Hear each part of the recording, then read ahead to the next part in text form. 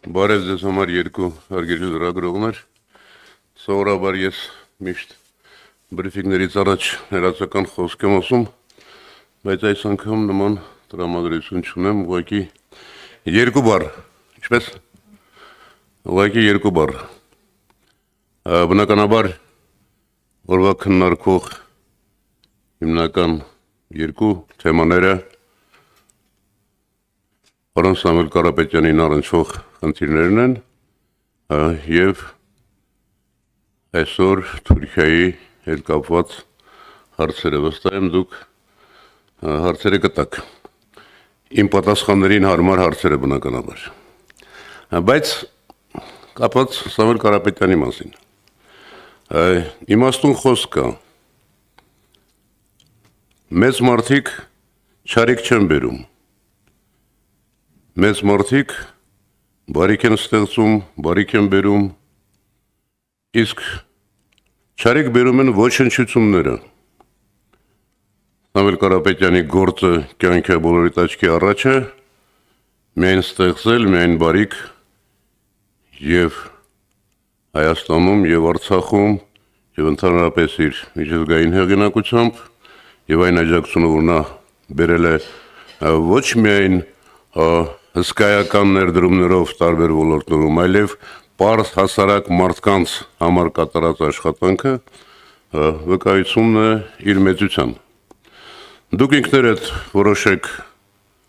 ոչնչությունը ով է և ոչնչությունները ովքեր են։ Մի բան էլ ձեզ ասեմ, այս վերջին շրջանիկ հայլերը այս մարդու նփին նկատի ունեմ, շատ են հիշեցնում մեր հարևան երկրի նախկին նախագահի Սաակաշվիլու քայլերը։ Նա էլ իր վախճանը գտավ վրացական եկեղեցու դեմ պայքար սկսելով և վրաց ժողովուրդը շատ կտրուկ, շատ միասնաբար հակադարձեց դրան։ Նա էլ երկար տարիներ ասում էր, բա գիտեք, այսպիսի մի միլիարդատեր կա, մեծահարուստ կա, որը հսկայական գործ է անում, Վրաստանում հսկայական ներդրումներ է անում և արդեն իր իշխանության վերջին տարիներին սկսեց այդ մարդու հանդեպ հալածանք, փորձել ձերբակալել և այլն։ Նմանությունները և զարգացումները կարծում եմ շատ համընկնում են և վախճանն էլ կարծում եմ այդպես է լինելու։ Եվ երեկ մի հետաքրքիր գրառում կար, որ Ադրբեջանը 2021 թվականի հունիսի 18-ին միջազգային հետախուզում է հայտարարում Սամվել Կարապետյանի հանդեպ և 4 տարի հետո նույն օրը Հայաստանի իշխանությունները կալանավորում են Սամվել Կարապետյանին։ Ես վստահեցնում եմ ձեզ, Սամվել Կարապետյանը ուժեղ կամային մարդ է և այս հերթական ապօրինությունը այս իշխանությունը չի մարսելու։ Եվ երբ սկսում եմ խոսել, չեմ կարողանում կանգ առնել, ընդհատեք ինձ։ Երբ մի քանի օր առաջ այդ մարդը ՆՓ-ն ասում էր, որ չենք հանդուրժի որևէ սպառնալիք Հայաստանի Հանրապետության հանդեպ Հայաստանի հեղինակության վիրավորում, ինքը կարծում եմ նկատի ուներ հենց ինքը իրեն, որտեղ որևէ մեկը չի կարող Սամվել Կարապետյանի խոսքը ի պաշտպանություն եկեղեցու համարել սպառնալիք Հայաստանի Հանրապետությանը կամ վիրավորանք մեր երկրին։ Եվ ամենատիպական այստեղ այն է, որ սրանք արդեն սկսել են խոսել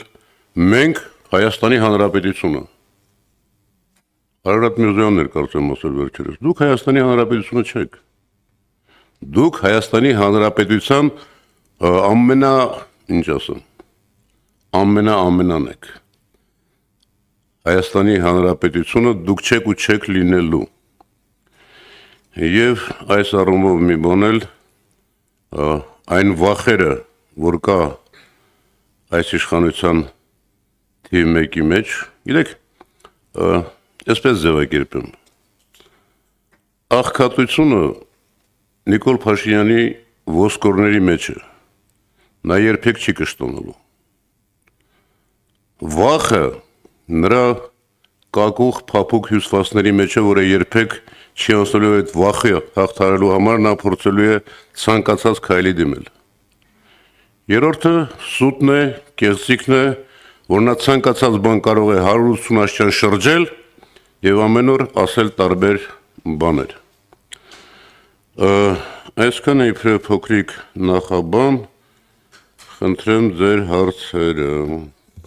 Եվ մի բան էլ ասեմ, երեկվա խոսքից էլ մի բան ասեմ, որ հաջողության պատմություն է որակում 2022 թվականի Պրագայի իր հայտարարությունը Արցախը Ադրբեջանի կազմում ճանաչելը։ Հայ ժողովուրդը հազարամյակներով, 100 հազարներով ապրել է իր բնորանում, այդ բնորանից հայ մարդկանց այսօրվա էթնիկ զտումը, Արցախի հոգևոր մշակութային ժառանգության ոչնչացումը, այս բանը համարում է հաջողության պատմություն։ Իր համար, իրենց համար հաջողության պատմությունը իրենց այսօրվա կյանքն է, ոստիկանական հազարավոր մարդկանցով շրջապատված լինելը, 20-25 մեքենայով շրջելը, դաչաներում, Սևանում խրախճանքներ կազմակերպելը եւ փորձել սա ներկայացնել իրենց իբրև Հայաստանի Հանրապետություն։ Կրկնում եմ, իրենք Հայաստանի Հանրապետության հետ որևէ ազգակցական նույնիսկ հեռավոր կապ չունեն։